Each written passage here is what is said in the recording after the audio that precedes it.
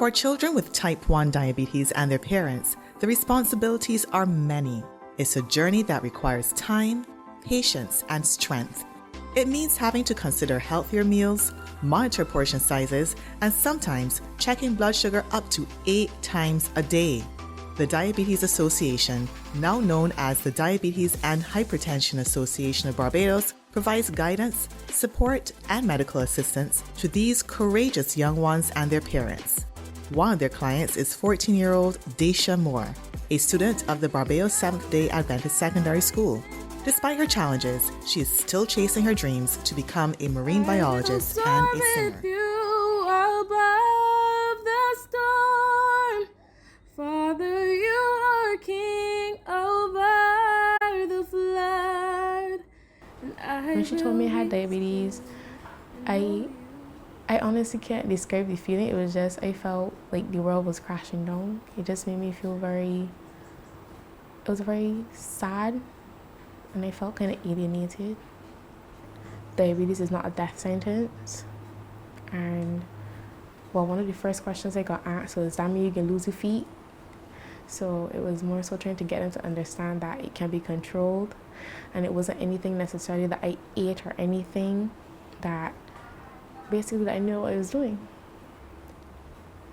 I can eat everything, just in moderation. Honestly, I'm a very picky person. So me being picky, it had to change. I had to change what I ate because I was a person that used to eat a lot of sweets. So then I had to change everything. So my day is usually just filled with a lot of peanut butter, not gonna lie, and water. And again, I can eat everything just in moderation, and as long as I take my insulin and the blood sugar doesn't spike, I'm good. Tyrese Robinson also has type 1 diabetes, which occurs when the pancreas stops producing insulin. Apart from having this condition, he's like any other 18-year-old. I was diagnosed when I was 16. The symptoms I had, I was constantly just going to the bathroom, like 5 times just in like the morning. And the evening when I got home, I called my mother and said that I just don't feel right today. I think I got something wrong with like my kidneys. I thought it was a kidney infection, believe it or not. And went to the hospital like around 6 o'clock, and I got the news that I was a diabetic at 12 after they gave me a blood test and a urine sample test. Found out I was diabetic. Like, I knew something was wrong with me, but I just couldn't explain what it was. After initially just looking in the mirror and saw I was getting bonier. So after I heard the news, I was like, oh, finally, I can be better again. But after realizing that it's not just like, oh, I just gotta eat healthy and I can be healthier. It's like constant injecting yourself, testing. Like that was the surprise, but I wasn't really shocked at the beginning.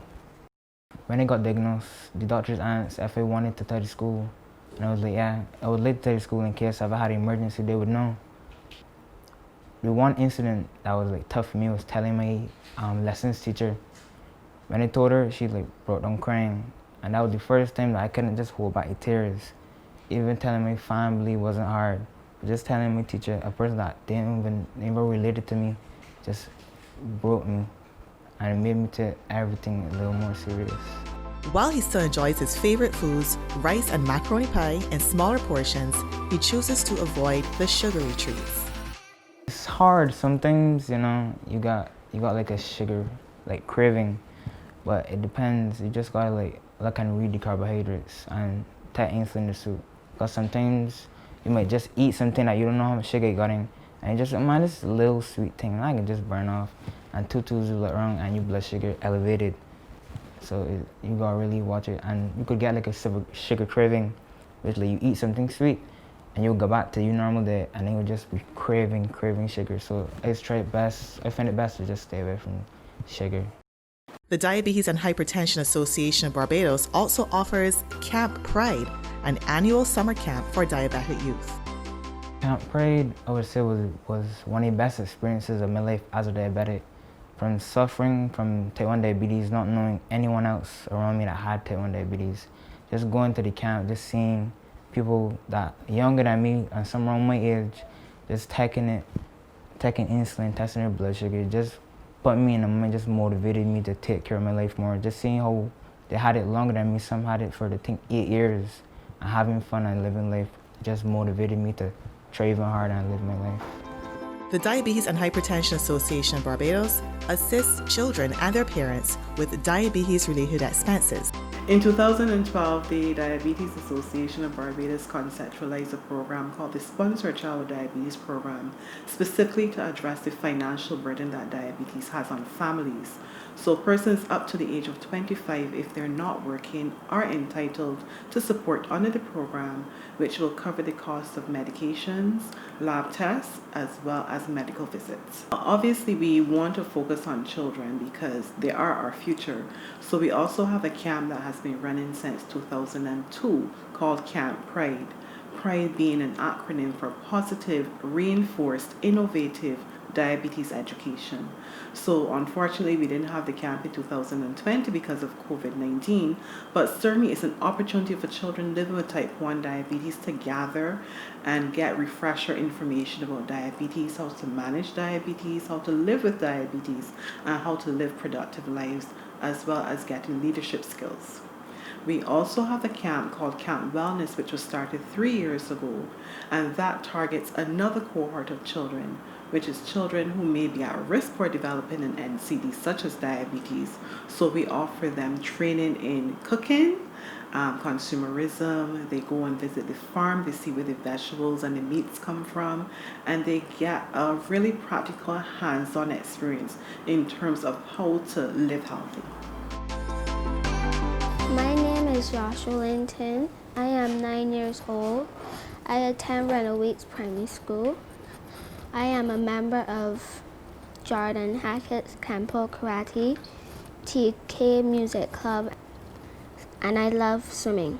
I was diagnosed at 3.5 years old, so I don't remember life without diabetes.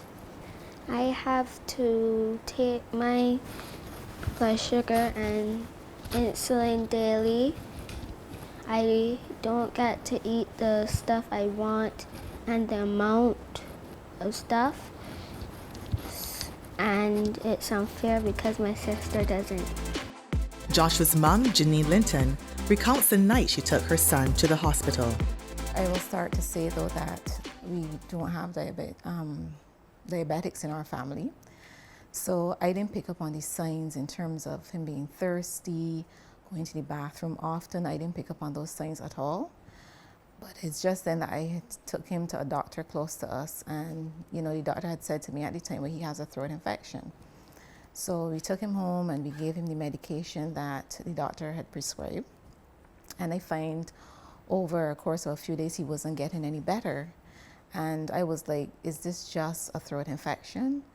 So one night I looked at him and I was saying, well, you know what, I'm going to take him to the doctor the next morning. And it is only the night time. If it's one thing I always say, I believe in the power of prayer. And that night, something just did not sit right with me. So I went in the kitchen and I prayed and I said, God, what do I do with this child? Because I don't like how he looked. We went straight down to Sandy Crest. And when they said to me, this child is critically ill, he is diabetic, I was speechless because, I was taken back because I was not aware that even children his age could be diabetic. There was fasting every day, going to the school, because obviously initially he couldn't take the injection on his own and test his sugar, so I had to do that. But then for those mothers that are working, it's also about then your employers in terms of then having to do that. They've been accommodating as well. So that was one part of it. And also in terms of night, because you have a night routine where you have to check him by a certain time at night to make sure that his sugar is at a level that will keep him through the night. And then you also have to give him another injection at that time, a fourth injection, because he gets 4 injections a day. That last injection, that's a 24-hour one that he has to take. You just have to pace yourself. It is something new. Initially, you will be frustrated with it because even sometimes as simple as buying snacks, everything is sugar. So it's like, what do I give him, for a snack? Whereas typically a normal child, a parent will go into the supermarket, you buy Shirley's, you buy Kool-Aid's, you buy whatever, but then I find in terms of healthy snacks, you're limited, and then you have to remember that it's a child. So they will want other things that the children are eating. So it's like, I can't be giving him celery. He's not going to take celery and so on, and carrot sticks. That don't work.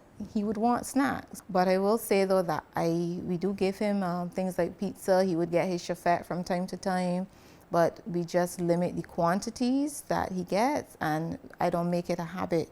So I would just like to end off to say thank you to Diabetes Association and also to his doctor as well for being there for us and helping us through a pretty rough time.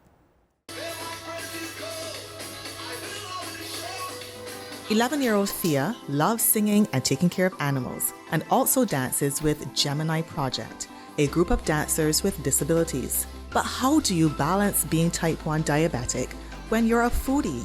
I help my nana stir the cuckoo. I can cook pasta, I can cook rice. I help the stew chicken.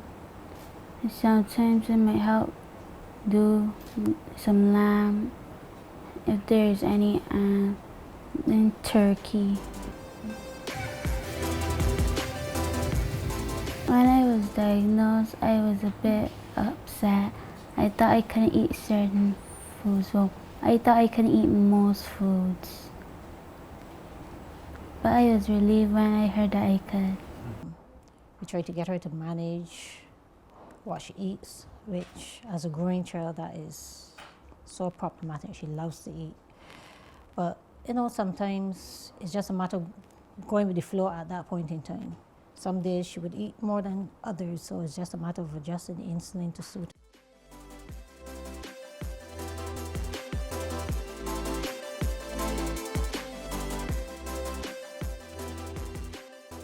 We were noticing that she was drinking lots of water, she was sometimes feeling lethargic, she was becoming moody and so on. And then she was passing water a lot. And sometimes she seemed not to be able to control when she was doing so. And at first we were upset. We thought that she just was not wanting to focus on getting to the bathroom in time and being distracted by TV and so on. But then I started doing some reading, and I thought to myself, you know what, there must be an underlying problem. And so her dad and I decided that we would take her to the doctor. And when we took her, they did a ketone test this Sunday when we took her. And following that, they told us to bring her, they found a trace of ketones, and they told us to bring her back the Monday to get some blood work done.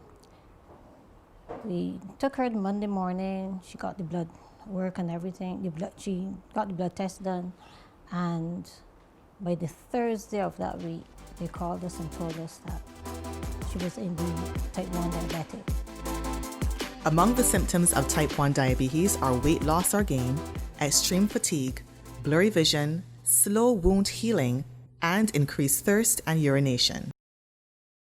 I try not to be too overprotective. I've allowed her to do sleepover camps and so on. I just try to maintain contact with whoever she's going with and make sure that they understand that in the event that the blood sugars get too high or whatever, they need to contact me immediately. But I try not to be too overprotective. She swims, she dances, she does karate, a whole set of things. I just stay close by, but not in the way, so that if it is that she's not feeling well, I might just tell her, you know, she isn't feeling too well today, so she may be a little out of sorts, but I allow her to do whatever it is she wants to do. I told her this is something she has to live with. So at the end of the day, she has to be able to manage it bit by bit. Every day is not going to be the same, but it's a matter of being able to bring out the best in her even on the worst days.